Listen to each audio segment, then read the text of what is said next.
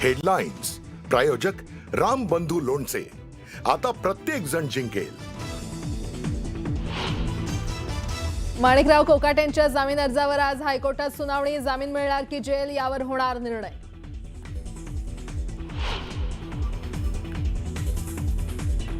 कोकाटेंवर लीलावती रुग्णालयात coronary angiography करण्यात येणार. चाचणीच्या अहवालानंतरच डिस्चार्ज मिळणार की नाही याचा निर्णय.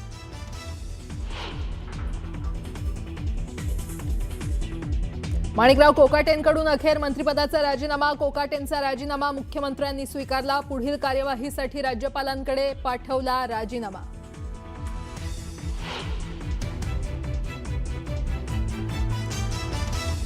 कोकाटेंच्या जागेवर नव्या मंत्र्यांची नेमणूक. निवडणुका संपल्यावरच होणार असल्याची सूत्रांची माहिती. माजी मंत्री की नव्या चेहऱ्याला अजित पवार पसंती देणार, याकडे सगळ्यांचं लक्ष.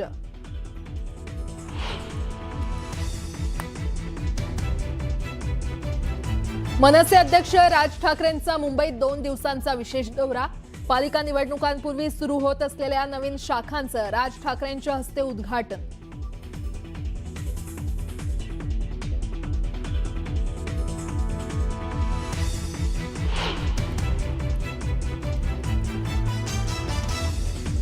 चोवीस नगर परिषदांसाठी उद्या होणाऱ्या मतदानाचा प्रचार आज थंडावणार. उमेदवारांचा प्रचार रॅली आणि वैयक्तिक भेटीगाठींवर भर.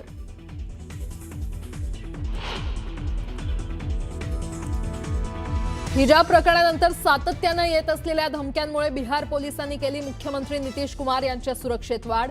एमआयएम नेते जलील यांनीही दिली धमकी.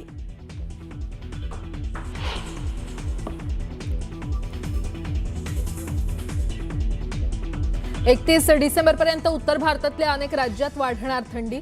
काश्मीर, हिमाचल आणि उत्तराखंडमध्ये होऊ शकते तुफान बर्फवृष्टी.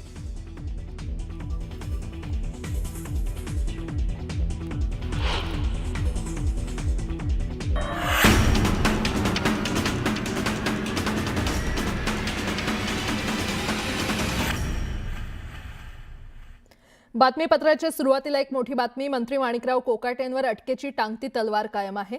सदनिका घोटाळ्याप्रकरणी आज कोकाटेंच्या याचिकेवर हायकोर्टात सुनावणी पार पडणार आहे. अनिकेत निकम आज पुन्हा माणिकराव कोकाटे यांची बाजू कोर्टात मांडणार आहेत. न्यायमूर्ती RN लढ्ढा यांच्या खंडपीठासमोर सुनावणी होणार असून सत्र न्यायालयानं दिलेल्या 2 वर्ष कारावासाला या शिक्षेला स्थगिती देण्यासाठी याचिकेत मागणी करण्यात आली आहे. लीलावती रुग्णालयामध्ये उपचार घेत असलेल्या माणिकराव यांना कोर्टाकडून आज दिलासा मिळणार का, हे पाहणं आता महत्त्वाचं ठरणार आहे.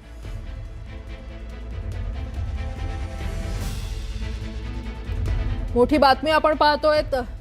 मंत्री माणिकराव कोकाटे यांच्यावर अटकेची टांगती तलवार कायम आहे. सदनिका घोटाळा प्रकरणी आज कोकाटेंच्या याचिकेवर हायकोर्टात सुनावणी पार पडणार आहे. अनिकेत निकम आज पुन्हा माणिकराव कोकाटे यांची बाजू कोर्टात मांडणार आहेत.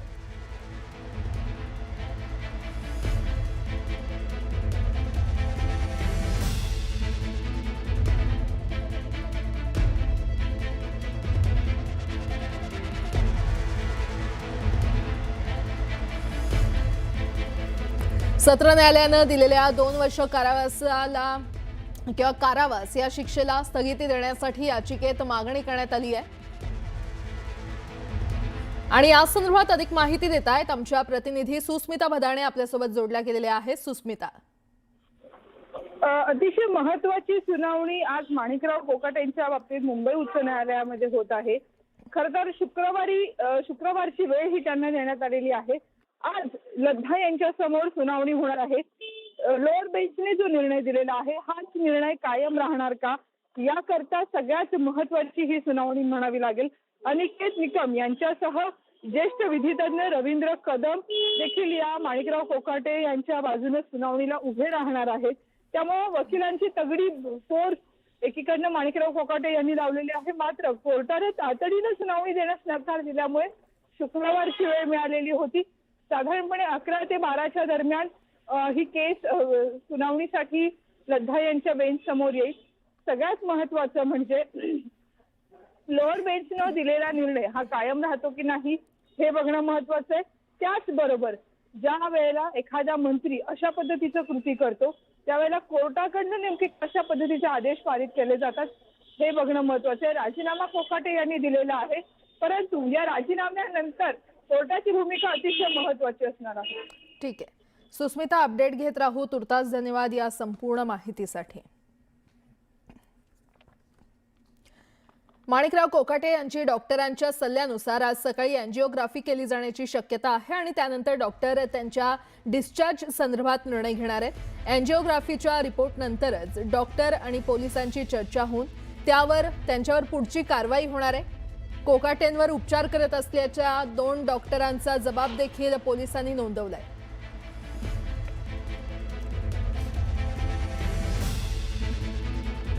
तर रिपोर्ट नंतरच माणिकराव कोकाटे यांच्यावर पुढची कारवाई केली जाणार आहे. कोकाटे यांची आज सकाळी एंजिओग्राफी केली जाण्याची शक्यता आहे आणि एंजिओग्राफी नंतर डिस्चार्ज संदर्भात निर्णय घेतला जाईल.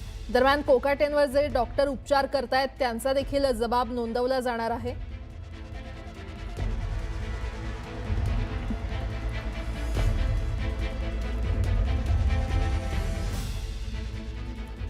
माणिकराव कोकाटेंचा मंत्रिपदाचा राजीनामा मुख्यमंत्री देवेंद्र फडणवीसांनी स्वीकारलाय. शासकीय सदनिकेसाठी बनावट कागदपत्र सादर केल्याबद्दल कोकाटेंना 2 वर्षांची शिक्षा ठोठावण्यात आली आहे. त्यांच्या विरोधात अटक वॉरंट देखील कोर्टाने जारी केलंय आणि त्यानंतर कोकाटेंनी अजितदादांकडे राजीनामा सोपवला होता. त्यानंतर कोकाटेंकडे असलेलं क्रीडा आणि अल्पसंख्याक विकास हे खातं काढून अजित पवार यांच्याकडे सोपवण्यात आलं. अजित पवारांनी कोकाटेंचा राजीनामा स्वीकारला आणि त्यांनी कोकाटेंचा राजीनामा मुख्यमंत्र्यांकडे पाठवला. मुख्यमंत्र्यांनी देखील माणिकराव कोकाटे यांचा हा राजीनामा स्वीकारलाय.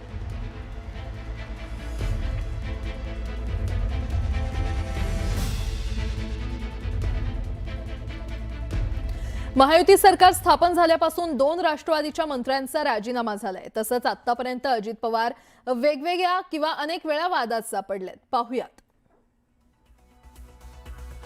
पुण्यातील मुंढवा जमीन गैरव्यवहार प्रकरणी पार्थ पवार यांच्यावर आरोप करण्यात आले. त्यानंतर कृषी खात्यामध्ये घोटाळ्याचे आरोप धनंजय मुंडे यांच्यावर करण्यात आले. संतोष देशमुख हत्या प्रकरणी देखील धनंजय मुंडेंवर टीका करण्यात आली. त्यानंतर माणिकराव कोकाटे यांना सदनिका घोटाळ्यात शिक्षा ठोठावण्यात आली आहे. तर सभागृहात रम्मी खेळल्याप्रकरणी देखील माणिकराव कोकाटे वादात अडकले होते.